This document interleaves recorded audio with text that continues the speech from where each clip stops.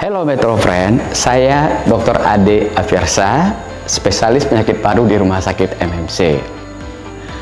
Tahukah Anda bahwa saat ini kota Jakarta tingkat pencemaran udaranya berada di ranking keempat di dunia?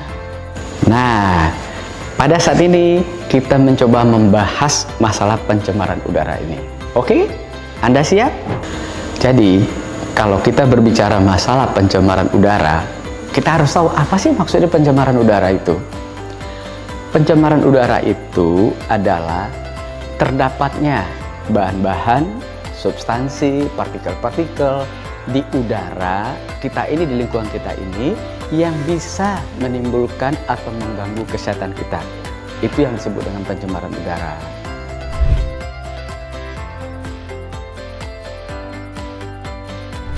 Yang pertama, asap kendaraan. Asap kendaraan agak sulit kita menghindarinya. Oleh karena kita dulu beraktivitas, kita tahu dulu kita jalan kaki, kemudian naik sepeda, dan sekarang sudah beralih ke transportasi pakai kendaraan bermotor, agak susah. Yang kedua, kita bakar sampah di rumah. Ya, kita bakar sampah, hutan, itu juga merupakan salah satu sumber yang tanpa kita sadari mencemari kualitas udara di lingkungan kita. Yang ketiga, pabrik, ya, kemudian pertambangan, yang ini memang agak susah kita kendalikan karena ini memang sesuai dengan perkembangan ekonomi negara kita. Dan yang terakhir ini yang paling penting adalah asap rokok. Asap rokok ini merupakan salah satu yang langsung kita masukkan ke dalam paru-paru kita. Jadi ini memang agak tinggi resikonya, di samping pencemaran udara yang ada di lingkungan.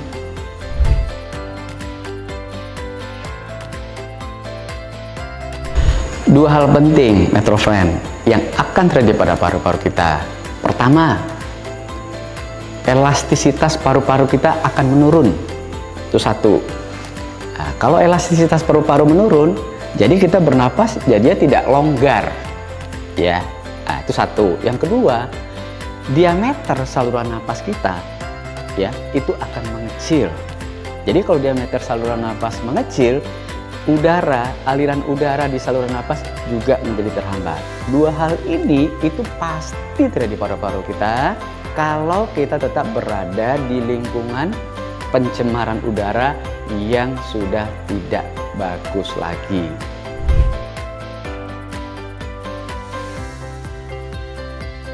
Yang pertama, kita mudah sesak napas, ya.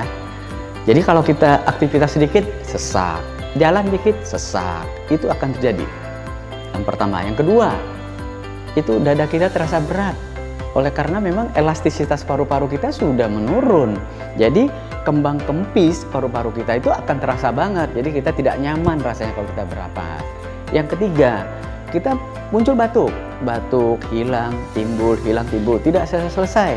Oleh karena memang paru-paru kita sudah tidak nyaman. Itulah yang bisa terjadi kalau kita berada di lingkungan tempat kita dengan tingkat pencemaran yang sudah bisa mengganggu kesehatan kita. Oke.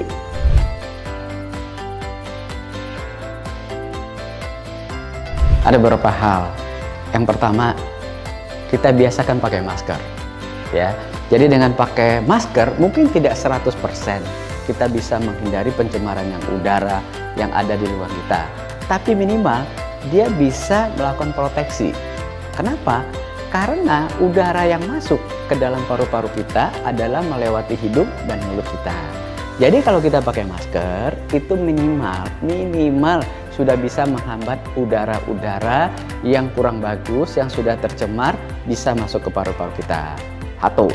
Yang kedua, kita berkebun, ya.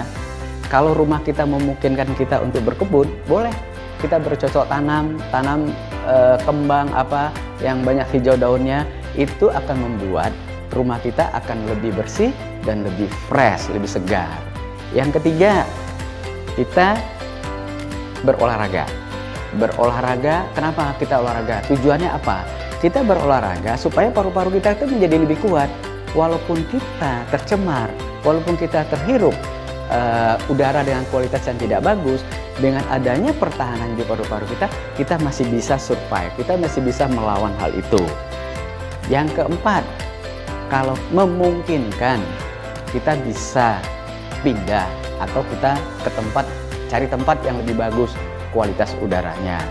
Itu merupakan tip yang harus kita lakukan apabila kita care terhadap paru-paru kita care terhadap lingkungan kita care terhadap masyarakat kita. Begitu. Metro Friend, sayangi paru-paru Anda, karena yang bisa menjaga paru-paru Anda hanya Anda sendiri. Bye.